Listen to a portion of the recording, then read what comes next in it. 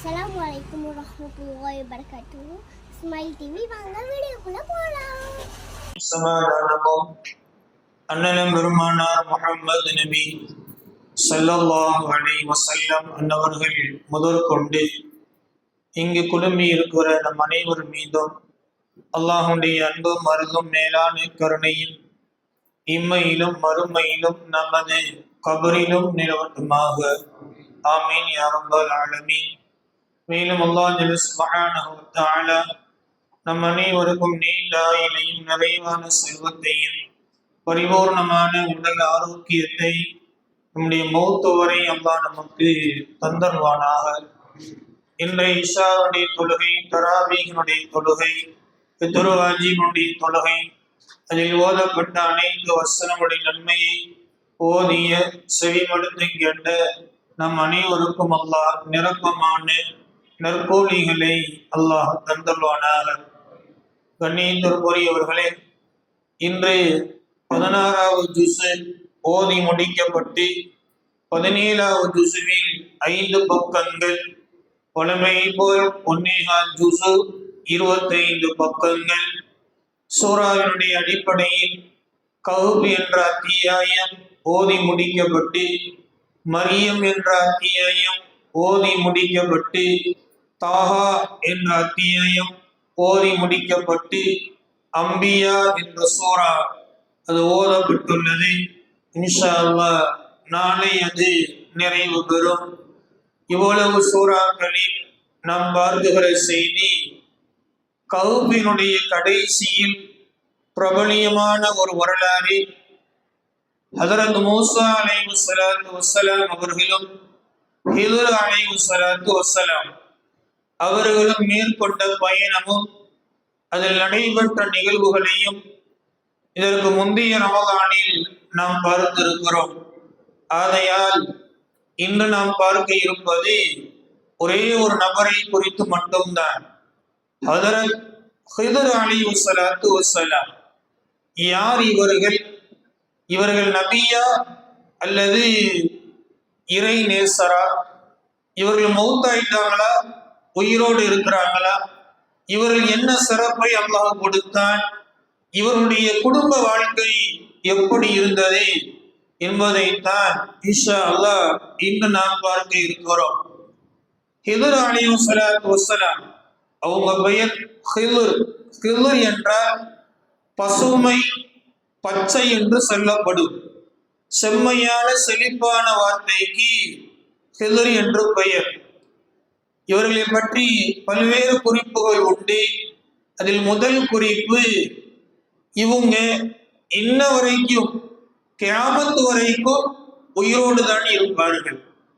நாயகம் ஸல்லல்லாஹு அலைஹி வஸல்லம் அவங்க சொன்னாங்க, அர்பஅத்தும் மினல் அன்பியா, நபிமார்களில் 4 பேர் இன்றும் மௌத்தாகவில்லை, உயிரோடு இருக்கிறார்கள்.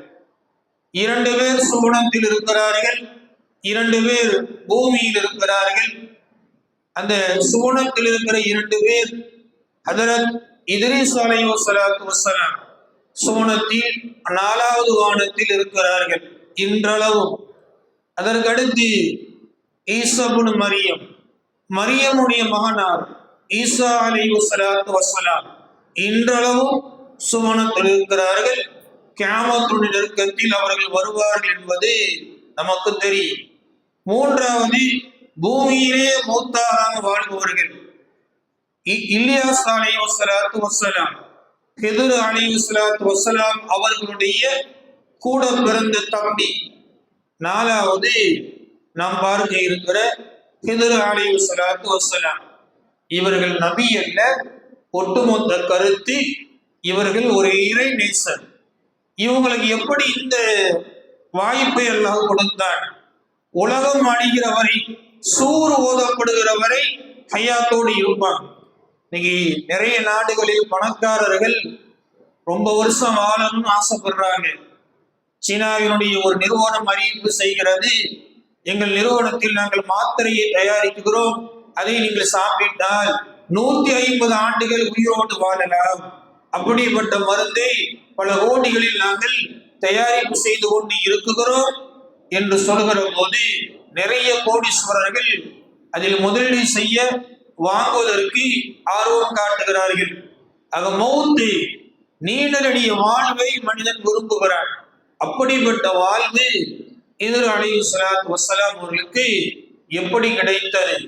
முதல் செய்தி, ஹதரத் ஆதம் அலைஹிஸ்ஸலாத்து வஸ்ஸலாம் அவங்க மௌத்தாகும் போது வசியத்து செஞ்சாங்க, நான் விரும்புகிற அந்த இடத்தில் என் கபரை யாரு அடக்கம் செய்வாரோ அவருக்கு கியாமத் வரை ஆயுள் கொடுக்கப்படும். ஆதம் நபியும் ஹவ்வாவும் மரணித்தார்கள், எங்கும் அடக்கம் செய்யப்படவில்லை. 200 ஆண்டுகள் அந்த ஜனாசா அப்படியே பாதுகாக்கப்பட்டது. அடுத்து நூஹ் அலைஹிஸ்ஸலாத்து வஸ்ஸலாம் காலத்தில் வெள்ளம் வந்தது. நூஹ் நபி அவர்கள் 2 உடலையும் ஒரு பெட்டியில் வைத்து கப்பலில் ஏற்றினார்கள். 6 மாத காலம் அந்த ஜனாசா கப்பலில் பயணித்தது. அதற்கு பின்னால் ஆஷுராவுடைய தினத்தில் கப்பல் இறங்கியது. அவருடைய பெட்டியில் வைக்கப்பட்ட அந்த உடல் வெளியே வைக்கப்பட்டது. யாரும் அடக்கம் செய்யவில்லை. அந்த 2 உடலையும் குறிப்புகளில் மக்காவில் இருந்ததாகவும் ஹவ்வாவுடைய உடல் ஜித்தாவிலும் என்று குறிப்புகள் சொல்லப்படுகிறது. அந்த இடத்தில் அடக்கம் செய்த ஒரு மனிதர் அபு அப்பாஸ். ஹிதர் அலைஹிஸ்ஸலாத்து வஸ்ஸலாம் அவர்களுடைய அசல் பெயர் அபு அப்பாஸ். இவர்கள்தான் அடக்கம் செய்தார்கள். அதனால் அந்த துஆவை அல்லாஹ் ஏற்றுக்கொண்டு கியாமத் வரை வாழுகிற அந்த நசீபை, நீண்ட ஆயுளை அல்லாஹ் தந்தான் என்று ஒரு குறிப்பும், இரண்டாவது குறிப்பாக ஹூத் நபியினுடைய சமூகத்தில் தான் இவங்க பிறந்தாங்க, இவங்க வாழ்ந்தாங்க. இவங்க ஒரு தடவை போறப்ப வயது முதிர்ந்த ஒரு மனிதர் வந்து யாசகம் கேட்பார், ஏதாவது கொடுங்க, இந்த ஒண்ணும் இல்லை, எனக்கு ஏதாவது கொடுத்து உதவுங்க அப்படின்னு கேட்டப்ப ஹிதர் அலைஹிஸ்ஸலாத்து வஸ்ஸலாம், என்கிட்டையும் ஒண்ணு இல்லை, எம்டியா தான் இருக்கு, வேணா ஒரு வழி சொல்றேன், என்னைய கொண்டு போய் பஜார்ல வித்துக்கங்க, அடிமையாக என்னை வைத்துக் கொள்ளுங்கள், அதில் எவ்வளவு காசு கிடைக்குதோ அதை நீங்களே வைத்துக் கொள்ளுங்கள், பகரமாக எனக்கு என்ன தருவீங்க? அந்த வயது முதிர்ந்தவர் சொன்னார், பகரமாக அல்லாஹ்விடத்தில் உங்களுக்காக நீண்ட ஆயுளுக்காக நான் துவா செய்கிறேன், கண்டிப்பா என் துவா அல்லாஹ்விடத்தில் ஏற்றுக்கொள்ளப்படும். அவர் சொல்லிய மாதிரி ஹிதர் அலைஹிஸ்ஸலாத்து வஸ்ஸலாம் அவங்க சந்தையில் மார்க்கெட்டில் 400 திரகத்துக்கு விற்கப்பட்டு அந்த முதியவருக்கு அந்த பணம் கொடுக்கப்பட்டு அவருடைய துஆவினாலும் நூஹ் அலைஹிஸ்ஸலாத்து அவருடைய துஆவினாலும் ஹிதர் அலைஹிஸ்ஸலாத்து வஸ்ஸலாம் அவர்களுக்கு நீண்ட ஆயுள் கொடுக்கப்பட்டது. யார் கேட்டாலும் தன்னையே கொடுத்து விடுகிற அற்புதமான குணத்தை பெற்றவர்கள் ஹிதர் அலைஹிஸ்ஸலாத்து வஸ்ஸலாம் என்று குறிப்புகள் உண்டு. மூன்றாவது செய்தியாக இவர்களுடைய திருமண வாழ்க்கை. இவங்களோடு பிறந்தது இவங்க அண்ணே தம்பி இலியாஸ் நபி, அத்தா மன்னர். மன்னருக்கு பிறகு இவங்க தான் பதவிக்கு வரணும். ஆனா இவங்க திருமணத்தை விரும்பல.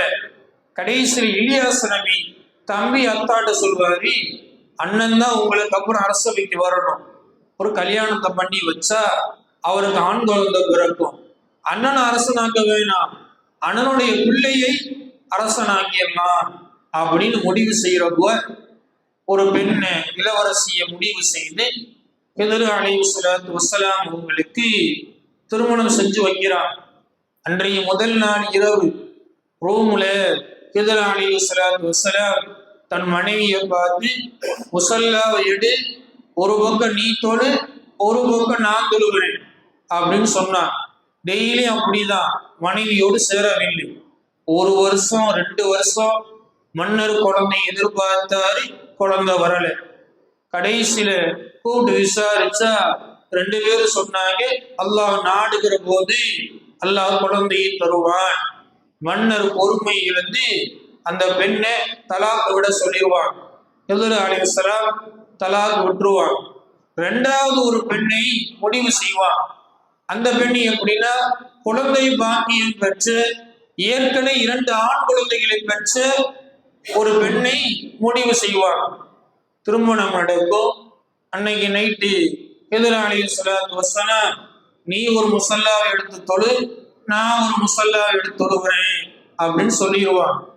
1 வருடமாயி மன்னர் கூப்பிட்டு விசாரிப்பார்.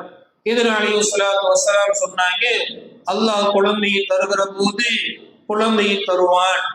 இந்த அம்மாவை கூப்பிட்டு கேட்டான், ஏம்மா உனக்கு ஏற்கனவே 2 பிள்ளை இருக்கு, 1 வருஷம் ஆச்சு, குழந்தை உண்டாச்சா? அந்த அம்மா ஓப்பனா சொல்லிடுவாங்க, 1 வருஷம் இல்லை, 2 வருஷம் இல்லை, கியாமத்தே வந்தாலும் குழந்தை வராது. ஏன்னா அவரு முசல்லா எடுத்து அவரு தொழுகிறாரு, ஏன் முசல்லா எடுத்து நான் தொழுகிறேன் அப்படின்னு சொன்னோன்னே திரும்ப அந்த பெண்ணை எதிராளி வசலாம் தலாக்கு விட்டுட்டு துறவியாக போயிடுவாங்க. இஸ்லாமிய அழைப்பு பணி கொடுத்தார்கள். அவர்களை ஈமான் கொண்டு அல்லாஹ்வை ஈமான் கொண்ட ஒரு மனிதர் நடந்து வருவார்.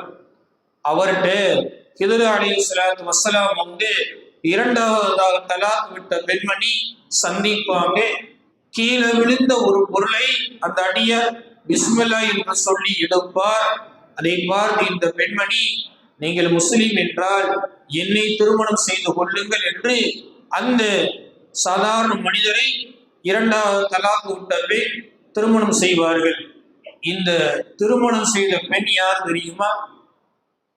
நபிகள் நாயகம் ஸல்லல்லாஹு அலைஹி வஸல்லம் மேராஜுக்கு போனப்ப சுவனத்தில் நறுமணத்தை பார்த்தேன் ஒரு கபரிலிருந்து என்று சொன்னார்கள். அந்த பெண்ணு தான் ஃபிரௌனிடத்தில் ஃபிரௌனுடைய மகளுக்கு சீ விடுகிற பெண் சீப்பு விடுகிற போது பிஸ்மில்லா சொல்லி எடுத்ததால், அல்லாஹ்வை ஈமான் கொண்டதால் இந்த பெண்ணுடைய 2 ஆண் பிள்ளைகளை ஃபிரௌன் நெருப்பு சட்டியில் போட்டு எண்ணெயில் போட்டு குழந்தைகளை இல்லாமல் ஆக்கினான். 3 வயது 2 வயது உள்ள 2வது குழந்தை, அம்மா இந்த நெருப்பை விட நரகமே மிக பெரியது, அல்லாஹ்வுடைய ஈமானை விட்டுவிட வேண்டாம் என்று மரணிக்கும் போது சொன்னார்கள். அந்த பெண்ணை நெருப்பில் போட்டு மூவரும் ஒரே கபரில் அடக்கப்பட்டார்கள். அந்த கபரிலிருந்து சுவனத்தில் நறுமணம் வீசியதை நாயகம் நுகர்ந்தார்கள். அந்த பெண் ஹிதர் அலைஹிஸ்ஸலாத்து வஸ்ஸலாம் அவர்களுடைய 2வது மனைவி என்று வரலாறு சொல்கிறது. இதை தாண்டி பல்வேறு அற்புதங்களுக்கு அவர்கள் சொந்தக்காரர்கள். கியாமத்து வரை அவர்கள் வாழ்வார்கள். நல்லோருடைய கண்களுக்கு அவர்கள் தெரிவார்கள். நல்லோர்கள் அவர்களை முசாபாக செய்வார்கள். நிறைய சஹாபா பெருமக்கள் கண்ணால் பார்த்திருக்கிறார்கள் என்று அதிசயமான மனிதர் ஹஜ்ரத் ஹிதர் அலைஹிஸ்ஸலாத்து வஸ்ஸலாம் அவர்கள். அது அன்பானவர்களே, வாழ்கிற காலகட்டத்தில் நம்மளால் முடிந்த தான தர்மங்களை இல்லாதவர்களுக்கு கொடுத்து வாழுகிற நன்மக்களாகவும் அல்லாஹ் நமக்கு நீண்ட ஆயுளை அல்லாஹ் நமக்கு தந்தல்வானாக.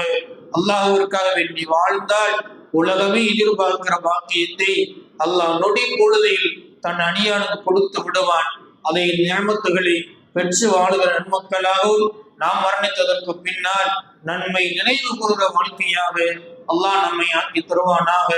மரணிக்கிற தருணத்தில் கலிமா லா இலாஹ இல்லல்லாஹ் முஹம்மது ரசூலுல்லாஹ் என்ற கலிமாவை சொல்லி அண்ணல் பெருமானார் ஸல்லல்லாஹு அலைஹி வஸல்லம் அவர்களை கண்டுகளித்து மரணிக்கிற நன்னசீபை அல்லாஹ் சுப்ஹானஹு வ தஆலா நமக்கும் நம்முடைய சந்ததிகளுக்கும் தந்தல்வானாக. وآخر دعوانا الحمد لله رب العالمين. اللهم صل وسلم على رسولك سيدنا نبينا مولانا محمد وعلى آل سيدنا محمد وبارك وسلم عليه. اللهم اعز الإسلام والمسلمين وأذل الشرك والمشركين واليهود والنصارى والبدعة كلهم أجمعين.